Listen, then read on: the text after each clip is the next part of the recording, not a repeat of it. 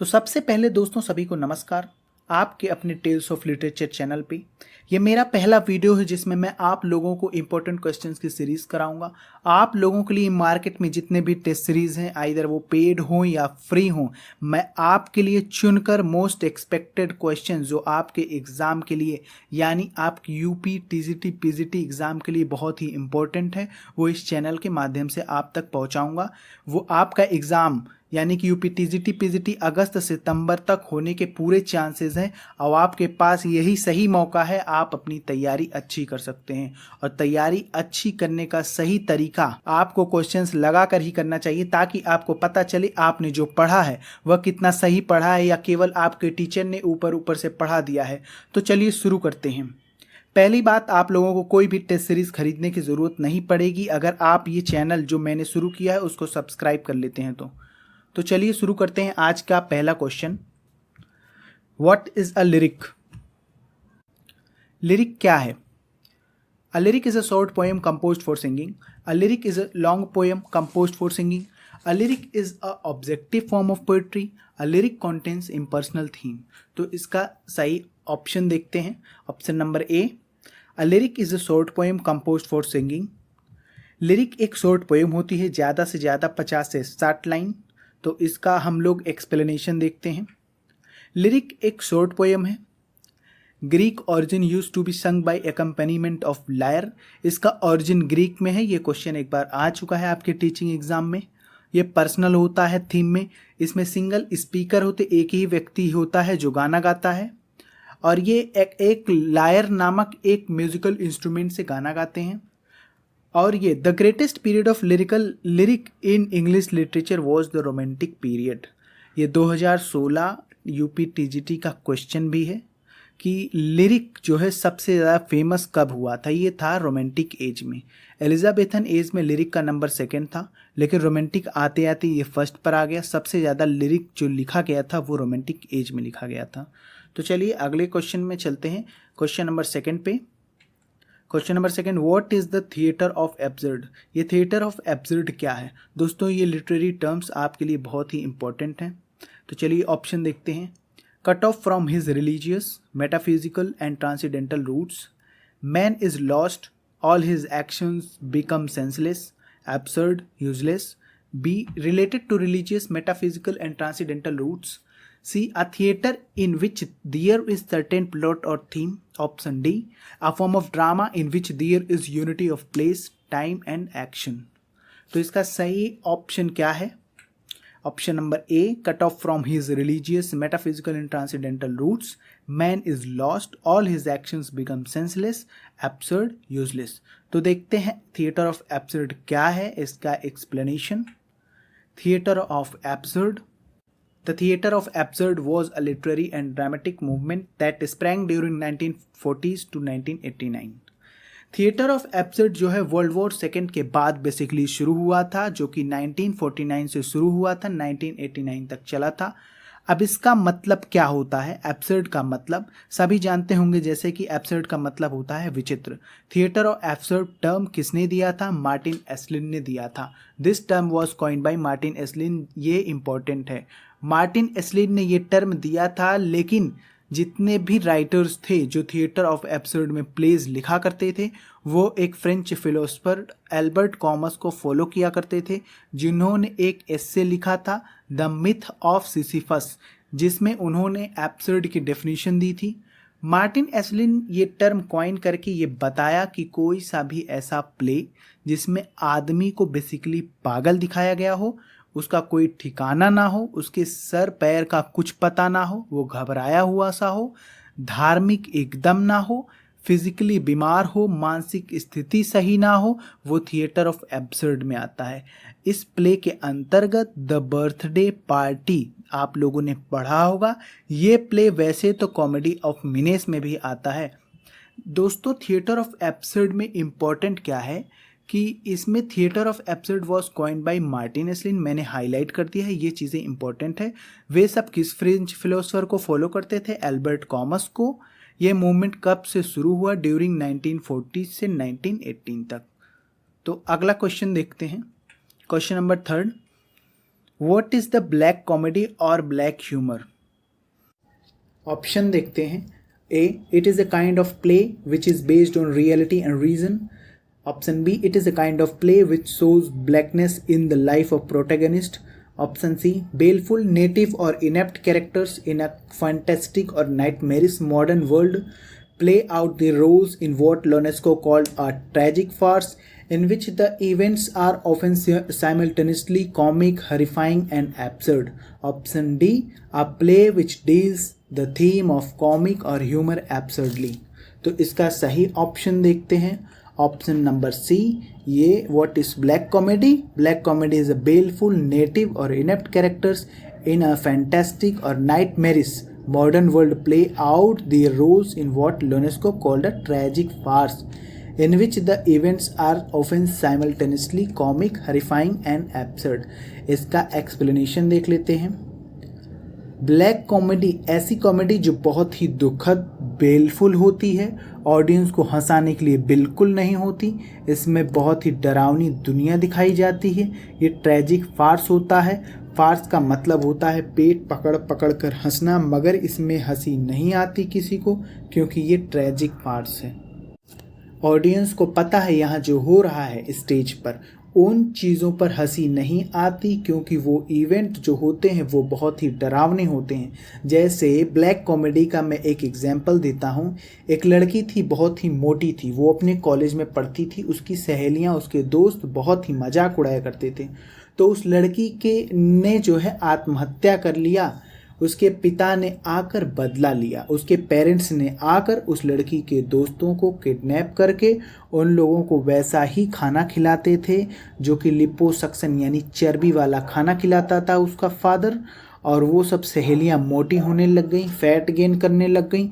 बाद में जब पुलिस आई, पुलिस ने छुड़वाया और पता चला उन लोगों को लिपोसक्शन यानी चर्बी का खाना खिलाया जा रहा था।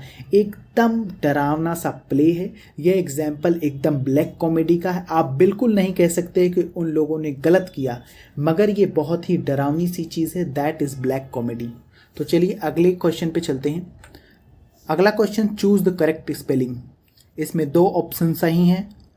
अब ऑप्शन में देख लीजिए कौन सा स्पेलिंग सही है। वीडियो को पॉज कीजिए और अपना आंसर दीजिए। इसके बाद आप अपने आंसर को देखिए। तो चलिए इसके आंसर को देखते हैं।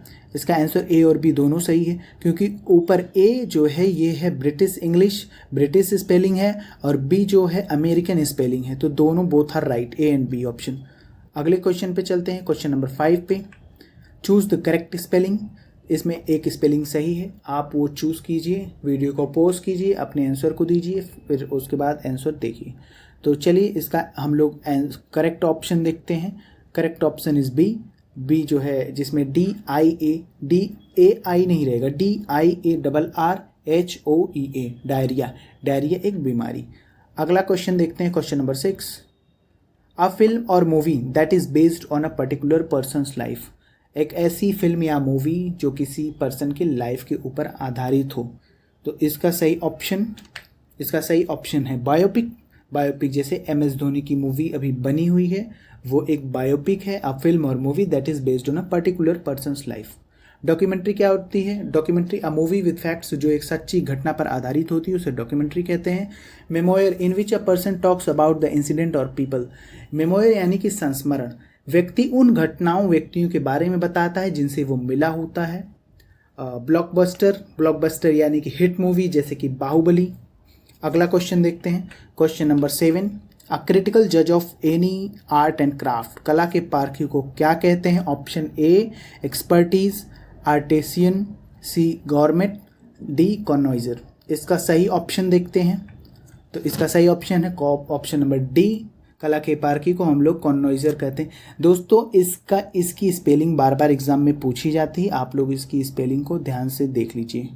एक्सपर्टीज किसे कहते हैं? Expert knowledge in a particular field, वो किसी विशेष फील्ड में नॉलेज को एक्सपर्टीज कहा जाता है। आर्टिसियन का मतलब क्या होता है?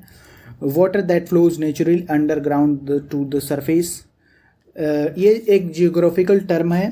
पानी जब नीचे बह रहा होता है सतह की, और बाद में नेचुरली आगे चलकर ऊपर सतह से बहने लग जाता है एक नदी के फॉर्म में, उसे बोलते हैं हम लोग आर्टिसियन। अगला ऑप्शन है गॉरमेट। गॉरमेट अ क्रिटिकल जज ऑफ फूड, खाने के पारखी को गॉरमे कहते हैं दोस्तों, इसको प्रोनाउंस करते हैं गॉरमे।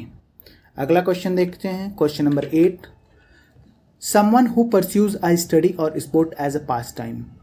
कुछ लोग जो है पढ़ाई को और स्पोर्ट को सिर्फ टाइम पास करने के लिए यूज़ करते हैं, तो उनको क्या कहते हैं? Option A amateur, B novice, C tyro, D lowbrow. इसका सही ऑप्शन देखते हैं। सही ऑप्शन है ए एमेच्योर। इसका जो है हम लोग एमेच्योर का मतलब क्या होता है? Someone who pursues a study और sport as a pastime, जो चीज़ें अपने शौक के लिए करता है ना कि उसका पैशन होता है, उसे एमेच्योर कहते हैं। और नोविस और टायरो दोनों सिनोनिम हैं, दोनों का मतलब होता है नौसिखिया, इसको एबेसिडेरियन भी कहा जाता है। लोब्रो, लोब्रो यानी कि नॉट कल्चर्ड मैन, यानी कि गंवार टाइप। अगला क्वेश्चन देखते हैं, क्वेश्चन नंबर 9, टू अट्टी का हम लोगों को सही ऑप्शन बताना है। ऑप्शन देख लीजिए, बैडली सफर्ड, मिसकॉन्सेप्शन, एग्जैक्टली या ब्रूटली। तो सही ऑप्शन देखते हैं हम लोग। सही ऑप्शन है सी एग्जैक्टली। टू अट्टी का मतलब होता है एग्जैक्टली, एकदम सही, एग्जैक्ट डिस्क्रिप्शन देना, टू अट्टी। बैडली सफर्ड का मतलब होता है बुरी तरह से घायल। मिसकॉन्सेप्शन का मतलब गलत धारणा। ब्रूटली का मतलब होता है निर्दयतापूर्वक। अगला question, question number 10, against the rainy days, इसका मतलब बताना है। Option A against the rain, during rain, in summer, in winter, for hard times. इसका सही ऑप्शन देख लेते हैं, for hard times. Against the rainy days का मतलब होता है for hard times. Against the rainy days का मतलब होता है बुरे वक्त के लिए कुछ बचा कर रखना, फॉर हार्ड टाइम्स। अगला क्वेश्चन देखते हैं, क्वेश्चन नंबर 11, टर्बिट। टर्बिट का हमको सिनोनिम बताना है, तो हम लोग ऑप्शन देख लीजिए, क्लियर, थिक, सीरियस, विस्कोसिटी। इसका सही आंसर देखते हैं, थिक यानी क्लाउडी वाटर। टर्बिट क्या होता है? क्लाउडी वाटर होता है, कीचड़ टाइप पानी होता है टर्बिट। क्लियर तो सबको पता है, सीरियस भी पता है, विस्कोसिटी का मतलब होता है चिपचिपा। तो अगला क्वेश्चन देखते हैं, क्वेश्चन नंबर 12, बिहूव। बिहूव का सिनोनिम बताना है। ऑप्शन देख लेते हैं, इनक्रोच, डिफेम, लिगेचर, प्रॉफिट। तो इसका सही ऑप्शन क्या है? सही ऑप्शन है प्रॉफिट। बिहूव का मतलब होता है लाभ यानी कि प्रॉफिट। इनक्रोच का मतलब होता है अतिक्रमण। डिफेम का मतलब होता है बदनाम करना। लिगेचर का मतलब होता है पट्टी, बैंडेज। अगला क्वेश्चन देखते हैं, क्वेश्चन नंबर 13, स्कैल्पेल। स्कैल्पेल का सिनोनिम बताना है।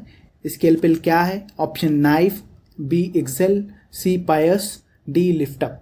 इसका सही आंसर देखते हैं। इसका सही आंसर है नाइफ, ये एक प्रकार का चाकू है। स्कैल्पेल ये एक प्रकार का सर्जिकल इक्विपमेंट है जो डॉक्टर यूज़ करते हैं। बी एक्सेल का मतलब होता है आगे बढ़ना। पायस का मतलब होता है पवित्र। लिफ्ट अप का मतलब होता है उठाना। अगला क्वेश्चन देखते हैं, क्वेश्चन नंबर 14, लिगेचर। लिगेचर तो अभी हम लोगों ने पढ़ा है, लिगेचर का सिनोनिम बताना है। तो option bandage, exonerate, senile, dicey. इसका सही आंसर है बैंडेज यानी कि पट्टी। एक्सोनरेट का मतलब होता है एब्सॉल्व फ्रॉम ब्लेम, किसी दोष से मुक्ति मिलना। सिनाइल का मतलब होता है बहुत ही बूढ़ा आदमी जिसकी मानसिक स्थिति ठीक ना हो, ऐसे याद कर सकते हैं। सिनाइल मतलब सठिया जाना, सठिया जाने से याद कर लीजिए। डाइसी का मतलब होता है अनप्रेडिक्टेबल, जिसके बारे में कुछ अनुमान ना लगाया जा सके। अगला क्वेश्चन देखते हैं, क्वेश्चन नंबर 15, स्टाइलॉइड। स्टाइलॉइड का सिनोनिम बताना है। इसमें एक ऑप्शन नहीं लिखा गया है, बाद में बता दूंगा।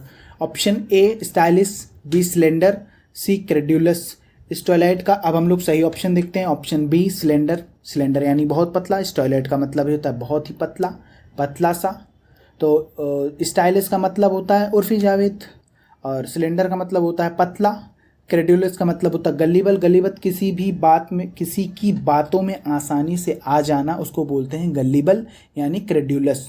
अगला क्वेश्चन देखते हैं, क्वेश्चन नंबर 16, एफ्लिक्शन। एफ्लिक्शन का हमको विलोम बताना है, एंटोनिम बताना है। Option A indisposition, B disorder, C haleness, D woe. इसका सही आंसर देखते हैं। इसका सही आंसर है हेलनेस। हेलनेस का मतलब होता है हेल्थ, एफ्लिक्शन का मतलब होता है इलनेस यानी बीमारी यानी दर्द। उसका हमको विलोम बताना है, अपोजिट बताना है। एफ्लिक्शन का एंटोनिम हो गया हेलनेस। इनडिस्पोजिशन का मतलब होता है माइल्ड इलनेस, मतलब थोड़ी बीमारी। डिसऑर्डर का भी मतलब वही होता है। वू का मतलब होता है दुख, दर्द। तो अगला क्वेश्चन देखते हैं, क्वेश्चन नंबर 17। एलेक्रिटी, एलेक्रिटी का एंटोनिम बताना है। आप लोग वीडियो को पॉज करके आंसर देख सकते हैं।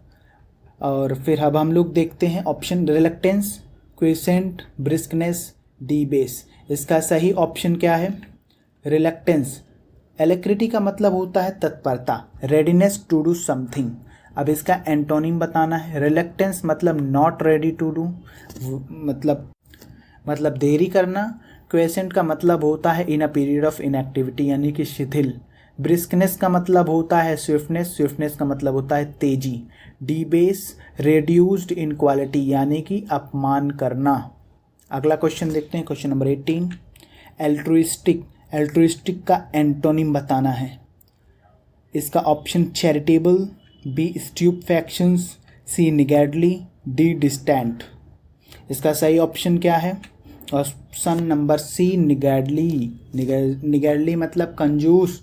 एल्ट्रुइस्टिक का मतलब चैरिटेबल आदमी।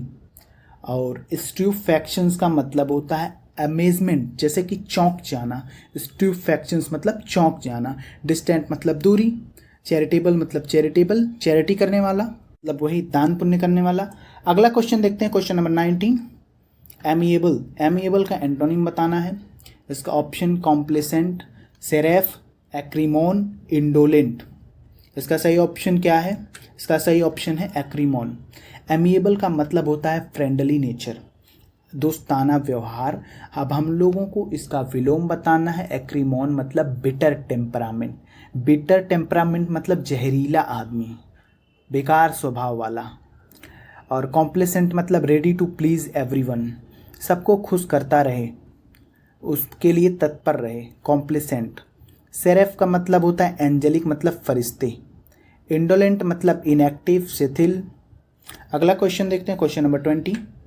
एक्टिव टू पैसिव बनाना है और vice versa. Ram takes coffee every morning. तो इसका हम लोगों को ऑप्शन देख लीजिए।